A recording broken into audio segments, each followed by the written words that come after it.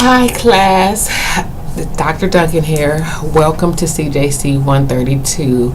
It is the summer, hence the hat, so don't judge me. I wanted to take a few moments to come and speak with you, give you the opportunity to see the person behind the computer, behind the emails, who you're actually corresponding with. We are moving on to Module 2, so a little bit how this class works. I received several emails. Some wanted to know if we have a major project. No, we do not have a major project. You do have a midterm and a final exam. The modules are open. You are free to work ahead. However, I'm sure you've probably experienced some of the glitches. Our institution has recently done a Blackboard migration with some new updates and new bells and whistles. However, as a result of the migration, we've been experiencing some technology technical glitches. So with that being said, some of the modules I'm learning that some of my stuff is not visible, so I can see it, but I have to go in and open it. I have gone in and made sure module 1 and 2, everything is visible for you to see, to go ahead and work on those assignments. So a little bit about the class. I will periodically come on and do a video lecture. I may do a Skype or a video lecture, do a Blackboard Collaborate, just where we have an opportunity to chat with one another. This is a pre-recorded video I'm sitting in the office doing. One thing I will tell you, if you've never had me in class, when I do the videos, I am not going to give you this perfect polished video, because if you were in my lecture, it's not going to be a perfect polished lecture. So if I have a stumble, if I trip over a word, or like I just did, or the phone rings, or somebody comes in, I pause and I'm going to come right back to you. I do this to try to make the class a little more personal, give you a little bit more. Sometimes, you read something, it's not the same as when it's audio. So you can, some people are audio learners, visual learners. So I try to do this to bring both of those entities together and help to bring some personality to the class, so you can see what I'm really like behind my emails. Because sometimes you may receive an email from me like, oh, she was curt. Really, I'm not. It's, email and texting and everything sometimes distorts what the actual message is. About the class, so the modules are open. You have the due dates up front. You see the modules. Module 2 is open June 5th to June 12th. It says to have it done by midnight, so make sure you have everything complete, because 8 a.m. that next morning, I'm usually trying to grade. Typically, all of your assignments will be graded with, and so like last week, for example, it should be graded by the end of the week. So I usually allot about a week to get your grading done. But if you have questions, feel free to shoot me an email. Some things I want to walk over. Your module outcomes. Make sure you look over your module outcomes. Your self-assessment. Now, your self-assessment is not graded. So some students are like, why would I do it?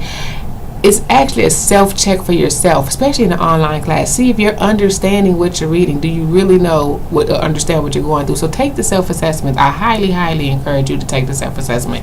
It's not going to count against you. Why not just check your knowledge and see? Reading assignment questions, your safe assigned question, and then your discussion board. Very, very important. Make sure when you respond to your discussion boards that you're responding to your classmates, and make sure it's in substance, not just I agree with you, or I think the Second Amendment is a bad thing, but bring some substance to that. I mean, try to actually have an engaging conversation with that. If not, and you have discussion board examples, it will be reflected in your grade. I do read your discussion board, so I would encourage you to actually make sure that you are writing in your assignments and making sense in what you're doing. That's one reason why it takes me a little time to get the assignments back, because I actually do grade them. I actually read them. Under your content and resource lecture notes, that's where you can find a lot of your lecture material for the class. If you do not have the book, you still can do fairly well by reading the lecture material. Everything is pretty much outlined there. Again, I did post the link. You can purchase the book from the bookstore, or you also have the electronic copy that you can use with that. So, Module 2, we're going into Module 2 now. Module 2 is talking about the Constitution. So, in the Constitution, what is it? What is this? This is what does this mean to our country, and why is this document so important? That's what this is actually going to talk about. It's going to refer to the first 10 amendments. The first 10 amendments are what we refer to as our Bill of Rights. It's the first things that we're saying that you have the right to this. What has our country guaranteed us to be entitled to? The Constitution also breaks down our three entities. So when we have our three entities, our operating entities of our country, you have your legislative, your executive, and your judicial. Who's responsible for what? The Constitution outlines under the executive, who would you find under the executive? Who does that refer to? Who does judicial refer to? Who does legislative refer to? So that's what you're going to look at. You're going to also talk about when we say you have the right against unreasonable search and seizure. What amendment actually protects that? What amendment protects you against cruel and unusual punishment? What amendment guarantees you the right to be able to bear arms or carry your weapons? This is what this is outlining and talking about with that in the different articles. Some things to think about going in. How many articles are there and how many amendments do we have? You should know that when you finish this course. How many articles and how many amendments? You already know the first 10 amendments are referred to as the Bill of Rights. Why are they referred to as the Bill of Rights? The Fifth Amendment deals with what? The Fourth Amendment. I really strongly encourage you to look at the first 10 amendments and actually know what it is that they actually refer to and what it's protecting. So, again, this, and let me back up and say one thing. This is an introductory class, so we pretty much touch bases on all the topics, and then as you progress through your criminal justice career, you will take, for example, court procedure and evidence, criminology, juvenile justice. But right now, this is going to be an introduction for that. So, Fifth Amendment, when we talk about the Fifth Amendment, it's going to has a lot of protections there. Double jeopardy is one. What is double jeopardy?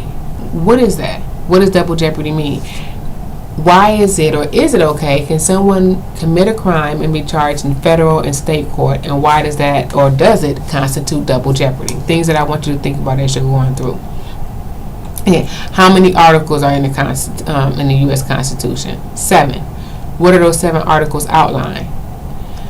The first, what amendments are referred to as the Bill of Rights? I just said that, so you should know that.